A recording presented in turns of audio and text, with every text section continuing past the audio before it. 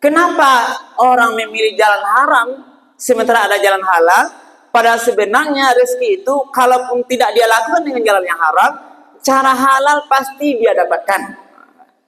Orang akan ragu menempuh jalan yang salah. Ragu tidak kenapa? Karena udah saja apa ditentukan ibu dan bapak.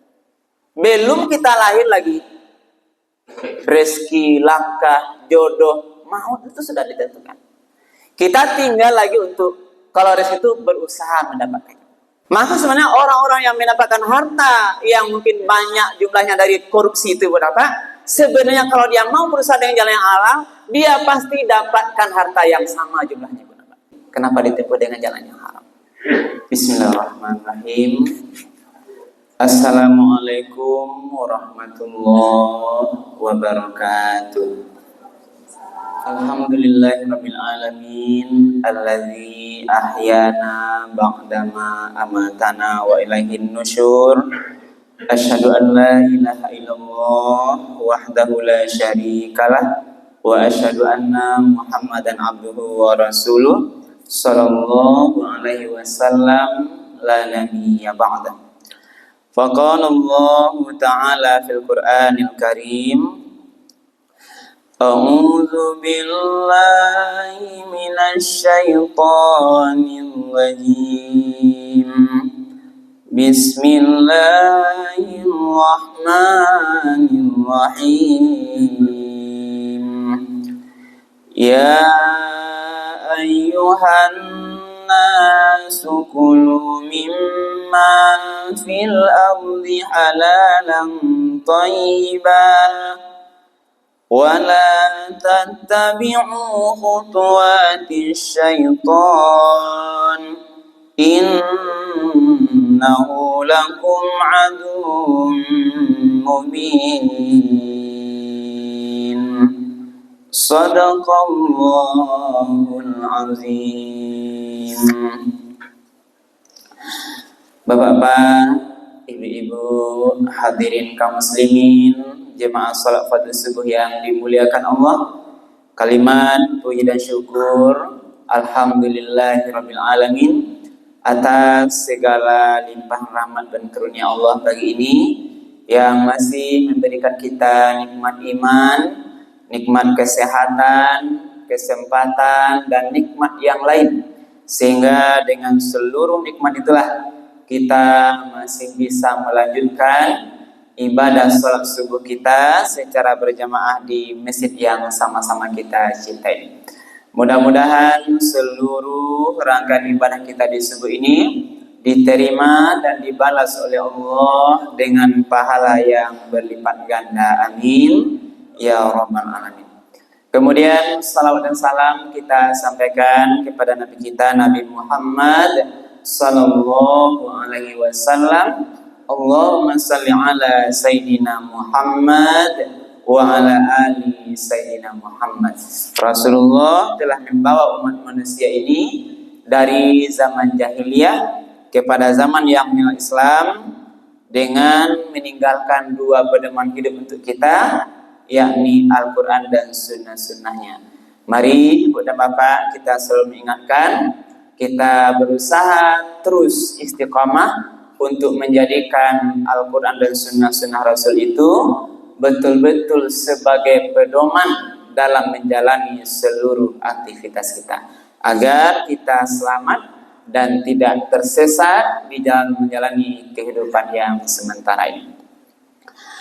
Bapak Ibu para jemaah yang dimuliakan Allah, pagi ini tausiah kita judulnya adalah pengaruh makanan dan harta haram. Ya Bapak Ibu, apa dampaknya, pengaruhnya kalau kita memakan yang haram dan memiliki harta yang haram? Apa yang maksudnya harta haram Ibu dan Bapak? Adalah seluruh harta atau mungkin tadi makanan yang kita dapatkan tidak sesuai dengan jalan syariat Islam. Jadi bentuknya harta haram itu apakah dia haram karena zat harta itu atau haram karena cara mendapatkannya. Jadi harta haram kedua Bapak. Memang zat haratu itu yang haram. Pertama. Contohnya daging babi itu zatnya haram. Khamar, minuman keras itu zatnya haram. Darah atau bangkai haram. Yang kedua yang haram karena cara mendapatkannya. Nah, hartanya halal, tapi cara mendapatkannya dengan haram. Contoh berapa? Ayam halal tidak apa? Ya mana? Ayam halal Pak Haji. Tapi kalau ayam dimakan, ayam dikilo, dicuri, nah berarti memakan haram karena cara mendapatkannya. Itu haram.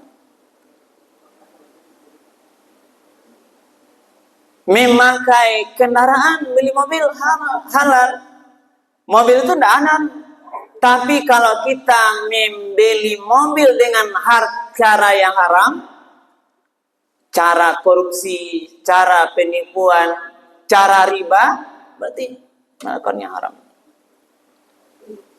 Itulah yang perlu dibenarkan dalam singkat ini. Mari kita sejenak mengevaluasi, mencoba-coba renungkan. Dalam kehidupan kita ini, yang kita makan selama ini, atau harta yang sedang kita miliki sekarang. Ada rumah, ada auto, Honda, peralatan rumah tangga, semuanya. Mari kita coba lihat, apakah mungkin Allah ridhoi wak dapat dengan jalan yang dibenarkan, halal, atau wak dapat dengan cara yang haram. Pagi ini kita akan lihat Ibu Bapak, kalau harta yang wak makan atau yang wak dapat itu rupanya didapat dengan jalan yang salah, yang Allah tidak ridhoi, mungkin curi, korupsi, penipuan, jual beli, semuanya lah Ibu Bapak. Dengan cara riba, semuanya. Itu akan membawa pengaruh yang besar, baik kepada kita, termasuk keluarga kita. Masanya pun tidak awak saja. Kalau harta bekuak bau pulang dengan jalan yang salah, yang haram, tiba di rumah, pengaruh bukan kita aja, tapi semua yang memakan harta itu apa? Dikata. Semua kulit daging yang tumbuh dari harta yang haram, neraka lah yang pantas untuk memakannya. Ini salah satunya.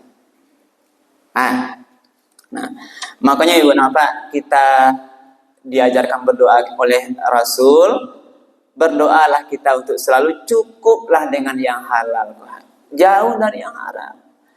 Allahumma kfini bihalalika an haramika. Itu salah satu doa yang diajarkan. Doa ya Allah, akfini, cukupkanlah aku dengan bihalalika, dengan harta yang halal, an haramika, jauhkanlah aku dari harta yang haram. Wa amnini bifadlika amman siwaka. Kemudian, dan cukupkanlah aku ya Allah dari karunia yang Engkau berikan. Jangan sampai aku bergantung kepada selain daripada Engkau. Bahkan Nabi pernah mengatakan di mana? Sahabatnya, harta yang awak cari itu, apakah nanti wak dapat dengan jalan yang haram atau yang halal? Sama yang wak dapat itu pun apa? Samu akan wak dapat aju. Apa maknanya? Kenapa orang memilih jalan haram sementara ada jalan halal? Padahal sebenarnya rezeki itu kalaupun tidak dia lakukan dengan jalan yang haram, cara halal pasti dia dapatkan. Orang akan ragu menempuh jalan yang salah. Ragu tidak kenapa? Karena udah sakit akal ditentukan Ibu Bapak. Belum kita lahir lagi, rezeki, langkah, jodoh, maut itu sudah ditentukan. Kita tinggal lagi untuk kalau rezeki itu berusaha mendapatkannya. Maka sebenarnya orang-orang yang mendapatkan harta yang mungkin banyak jumlahnya dari korupsi itu Ibu Bapak, sebenarnya kalau dia mau berusaha dengan jalan yang halal, dia pasti dapatkan harta yang sama jumlahnya. Tapi jangan ragu. Tapi kenapa ditempuh dengan jalan yang haram? Nah, mari kita lihat beberapa penyebabnya. Tadi dalil kami bacakan dalam Al-Quran surat Al-Baqarah ayat 168.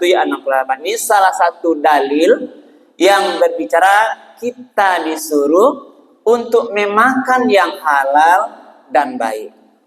Kita coba lihat dalilnya. Ya ayyuhan nas, wahai seluruh manusia. Berarti ayat ke manusia. Tidak hanya kita orang Islam. Berarti kalau manusia, berarti ini ayat untuk seluruh manusia. Karena memang Al-Quran itu adalah rahmatan lil alamin. Menjadi rahmat bagi seluruh alam. Nah, ya ayuhan nas, wahai manusia. Kulu mimma, makanlah mimma fil ardi, seluruh makanan yang terdapat di bumi, makan. Halalan thayyibah. Yang pertama yang halal, yang kedua yang baik. Jadi nawak makan ini Bu Napa, pastian pertama halal, yang kedua baik. Karena kenapa Bu? Karena bisa jadi inyo halal, tidak baik bagi awak masing-masing. Contoh Bu punya penyakit tertentu, makanannya halal, tapi tidak baik. Mungkin tidak baik bagi kesehatan. Ada juga. Nah, daging atau gazebo Bu Napa, mungkin orang yang sakit rematik mungkin kurang baik gitu. Contohnya, ada makanan-makanan tertentu yang secara kesehatan yang tidak baik, karena merusak kesehatan. Walaupun dia halal, berarti dua ini. Makan yang halal, apakah halal dari segi zatnya atau halal cara mendapatkannya?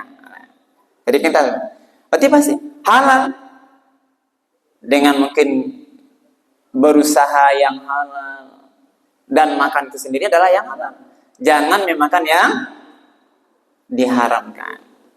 Nah, di wahai manusia kulu mimma fil ardi halalan thayyibah, wahai seluruh manusia, makanlah dari sebagian yang ada atau apa-apa yang ada di bumi ini, makanan yang halal lagi baik. Wala tattabi'u khutuwatis syaitan, janganlah kamu mengikuti langkah setan. Innahu lakum adum mubin.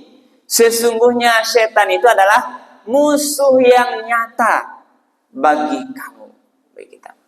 Jadi musuh nyata. Setan bisa membisikkan kepada kita untuk memakan makanan yang tidak halal. Bisian minum batu khamar, bisian enak-enak. Bego, tanago makin kuat, bisikan setan. Dengan cara yang tidak halal. Suruhnya kita transaksi yang haram. Dibisikan dari setan, bagaimana kita terus untuk melakukan riba. Kalau mengalir di pasar, dibisikan setan, bagaimana kita berjualan dengan cara penipuan. Dan lain-lain benar. Ini bisikan setan. Nah, karena itulah benar. Mari kita berhati-hati untuk memakan atau memiliki harta yang halal dan baik. Nah, kita lihat pengaruhnya. Apa akibatnya memakan yang haram dan memiliki harta yang tidak halal tadi. Yang pertama, doa sulit dikabulkan. Nah, kocik. Awak berdoa terus, ya Allah, lapangkanlah rezeki, siapkanlah badan awak, murahkanlah pintu rezeki. Ada banyak doa. Selesaikanlah dari masalah kehidupan. Banyak doa-doa yang sering kita baca. Kadang sampai menangis berdoa. Betul-betul harap berdoa pada Allah. Tapi doa itu tidak dikabulkan juga. Tidak dikabulkan atau sulit dikabulkan. Maka mari kita lihat di belakang. ternyata akibatnya adalah memakan harta yang haram, mengkonsumsi yang haram tadi. Apakah haram zatnya itu atau makan yang didapat dengan jalan yang haram? Maka doa kita sulit dikabulkan Allah. Kadang matanya mengeluh, doa tidak kabul-kabul, minta tidak dikabulkan. Maka mari kita coba lihat apa saja yang kita konsumsi. Jadi Rasulullah menegaskan Ibu Napa bahwa doa seseorang yang makan, minum, berpakaian dari barang haram tidak akan dikabulkan oleh Allah. Berarti termasuk bagian. Berarti doa seseorang yang makan, Ibu, yang dia makan, yang dia minum dan berpakaian, termasuk pakaian, Pak. Maka pakaian baju, kain sarung, kopiah itu berapa? Sebab apa sih? Kalau didapatkan dibeli dengan jalan yang tidak halal atau uang yang haram, maka doa sulit dikabulkan. Itu pengaruh yang pertama. Nah, maka mari Bapak tentunya kita jaga agar doa dikabulkan. Pastikan seluruh yang kita makan, yang kita miliki termasuk makanan, minuman, termasuk juga harta, didapatkan dengan yang dihalalkan oleh Allah. Yang kedua, amal tidak diterima. Sedekah, zakat, bahkan termasuk ibadah haji atau umrah dari uang haram tidak akan diterima. Ibu, beramal Pak, masuk infak sedekah Pak, Ibu Pak, di celengan kamu saji, tapi yang Pak sedekah itu yang Pak dapat dari harta yang haram itu tidak akan diterima oleh Allah karena jalannya salah. Itu pengaruh kepada secara ibadah Pak. Yang pertama doa tidak dikabulkan, yang kedua amal tidak akan diterima dari harta yang haram tadi. Nah, kemudian dampaknya kepada keluarga. Kalau kata berarti suami, istri dan anak-anak. Yang pertama adalah orang yang memakan yang haram tadi menghilangkan keberkahan. Berarti tidak berkah. Ibu dan Bapak, kira-kira sedikit berkah, banyak tidak berkah. Nah, mana baca Bu? Ini ada pilihan ketiga ada Bu. Ibu ngecek banyak berkah. Nah, ini hadis. Nah, dalam sebuah hadis Rasul mengatakan, nah, wal qalilu minal halali yubaraku fihi wal haramul katsiru yazhamu wa yamhaquhullahu ta'ala. Maksudnya adalah sedikit yang halal lebih membawa berkah di dalamnya. Sedangkan yang haram walaupun jumlahnya banyak hanya akan cepat hilang. Dan Allah akan menghancurkannya. Nah, itu makanya ada istilah Bapak Ibu, piti hantu dimakan setan. Ibu, ini istilah-istilah. Ya, itu istilah-istilah di lapangan Naiman. Itu berarti tidak berkah. Karena Allah sendiri mengatakan ini hadis, atau ada dikatakan di Majmu' Al-Fatawa dari ulama. Sedikit tapi halal akan lebih membawa berkah. Berkah bagi dirinya, berkah bagi keluarganya. Kalau berkah Ibu Bapak, kehidupan akan tenang, rumah tangga akan damai. Tapi banyak, tapi dia tidak halal atau haram, itu akan cepat hilang. Karena Allah sendiri yang akan menghancurkannya. Maka nang habis. Fakta Ibu Bapak. Kita lihat sekarang media sosial. Nah, orang-orang yang korupsi lah.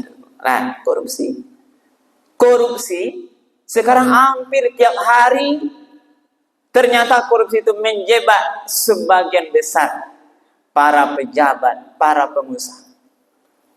Berkaitan dengan hal. Kenapa dia benar? Orang yang kaya oleh pangkatnya tinggi tiba-tiba dijapit kejaksaan, dijapit oleh KPK, diangkat oleh polisi. Yang terbaru ya mah MBG-nya. Itu contoh bahasa tahu bahasa. Jadi ambil ke pelajaran. Pulang di Makkah, baru pulang di Makkah. Sakarajo ditukar posisinya berapa? Beberapa saat digeledah kantornya, kemudian dijemput paksa, ditetapkan tersangka. Sangat hanya dalam 2 hari. Itu orang hebat Ibu Napa. Kita tahu semuanya. Tinggi pangkatnya, kekayaan. Ini harus jadi contoh dakwah. Itu bagian Allah tunjukkan. Kita berpersangka tidak secara berapa, kita ambil hikmahnya di situ. Tetap praduga tidak bersatu, kita dukung. Nah, itu gambaran. Karena mungkin bisa jadi merasa ketika memakan harta yang haram, hari ini selamat, merasa aman, berapa? Ternyata besok, minggu besok, bulan depan, tahun depan terbongkar. Coba lihat benar. Yang harusnya masa pensiun dengan tenang, dengan damai, tapi masa tua berurusan dengan hukum. Masa tua yang di rumah bersama anak cucu harus diterali dalam penjara. Menyesal. Nah, kadang sesal ini kemudian datangnya. Itulah. Karena itulah, mari tetap hati-hati siapapun kita Ibu dan Bapak. Mari kita ambil pelajaran dari seluruh yang terjadi ini. Karena Allah kalau dia melarang terhadap sesuatu Ibu dan Bapak, pasti ada mudaratnya. Itu pasti itu. Kalau disuruh pasti ada manfaatnya. Kalau dilarang pasti ada mudaratnya. Walaupun tidak nampak kinil, bisa pun tidak bisa banyak. Terutama tadi persoalan korupsi tadi dan harta yang lain. Nah, jadi Ibu Napa, harta yang haram tadi menghilangkan berkah. Banyak tetapi tidak berkah. Itulah yang merusak keluarga. Nah, kemudian apa lagi dampak bagi keluarga? Membawa dampak buruk kepada keturunan. Nah, apa maksudnya Bapak? Harta yang dimakan dari jalan yang haram tadi itu mempengaruhi menjadi racun bagi keturunan awak. Contoh kalau ayah pulang mampu piti haram dimakan anak istri, itu membawa dampak buruk bagi keturunan anak-anak dan keluarga. Anak sulit diatur. Anak punya akhlak yang rusak. Awak salahnya anak. Semayang lale, yuang atau nak salat tidak mau dia. Dia suka hura-hura, suka berkeliruan malam, suka perbuatan tidak baik. Bisa jadi dia melakukan itu karena seluruh atau sebagian yang dia makan menjadi racun dari harta yang tidak halal tadi. Itu akibatnya. Itu bagi anak. Nah, terus bagi perilaku lagi, Bu. Harta yang tidak halal tadi berdampak pada hati awak menjadi gelap. Ke hati lari, Pak. Apa ini sebenarnya? Harta yang tidak halal menumbuhkan keras hati. Membuat pelakunya apa kalau keras hati, Bu? Malas beribadah. Jadi orang kalau harta makanan itu hatinya karet. Malah beribadah, sholat bare, berinfak berat. Pokoknya ibadah itu berat karena hati ini sudah keras. Akibat memakan yang tidak halal.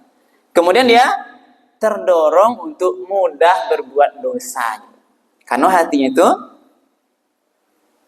sudah dipengaruhi oleh yang makan. Mudah berbuat dosa itu dia secara sadar ataupun tidak sadar, karena tidak sadarnya berbuat dosa karena pengaruh dari yang dia makan.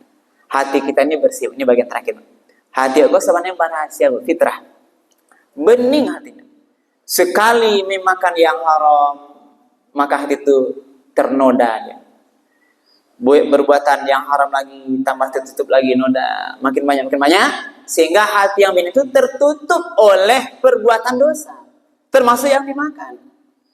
maka hati itu keras sehingga tidak menerima kebenaran. Nah, jadi banyak yang benar. Nah, bisa juga tadi akibatnya orang yang makan haram tuh dia sebenarnya mendurhakai Allah. Nah, kurang semangat beribadah. Kemudian ibu bapak tadi sudah sampaikan doa sulit dikabulkan. Nah, badan yang tumbuh dari harta yang haram, kulit itu yang pantas adalah disentuh oleh api neraka, dibakar oleh api neraka. Nah, ibu bapak ini Allah, inilah jadi banyak efek negatif dari memakan atau memiliki harta yang halal ini. Maka mari, ini apa maknanya? Seandainya hari ini kita coba terus, ada yang rasanya kita dapat dengan jalan yang tidak benar, maka bersihkanlah. Nah, perbaiki, jangan ditambah lagi dari konsumsinya hal itu. Berusahalah kita bagaimana seluruh harta yang kita miliki ini adalah harta yang betul-betul kita dapatkan dengan jalan yang Allah benarkan. Karena aku harta ibu bapak besok di akhirat pertanyaannya dua muka belakang. Bareng. Nah, apa tuh? Min aina tasabahu wa ila aina anfaqahu. Terhadap harta besok di akhirat belum kita lagi melangkah berapa langkah di akhirat itu setelah dibangkitkan Bapak akan ditanya Wak masalah harta. Yang pertama, min aina tasabahu. Dari mana pe? Halal atau haram? Setelah itu ditanya lagi, wa ila aina anfaqahu, kama digunakan seluruh harta yang didapatkan itu. Apakah di jalan yang benar atau di jalan yang salah? Mudah-mudahan kajian kita pagi ini bisa bermanfaat dengan harapan mari di sisa umur kita ini kita hanya mengkonsumsi, memakan tadi makanan yang halal lagi baik untuk kita. Mudah-mudahan kita kuat terhindar dari seluruh perilaku perbuatan yang Allah tidak ridhoi, perbuatan yang haram yang nanti mempengaruhi buruk baik pada diri kita sendiri, pengaruh pada keluarga kita, dan juga tentu pengaruh kepada yang lain-lainnya.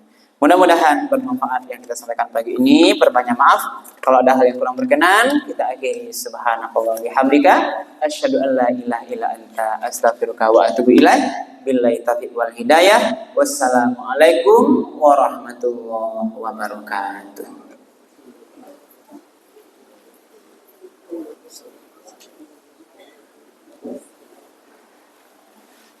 Ya, Mak.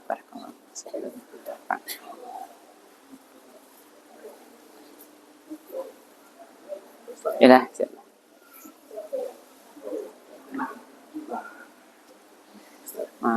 Ya, Mak.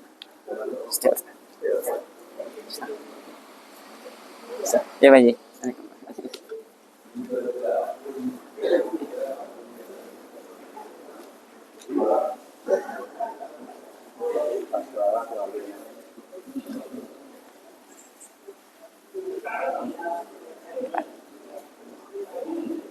Ya, Pak Haji.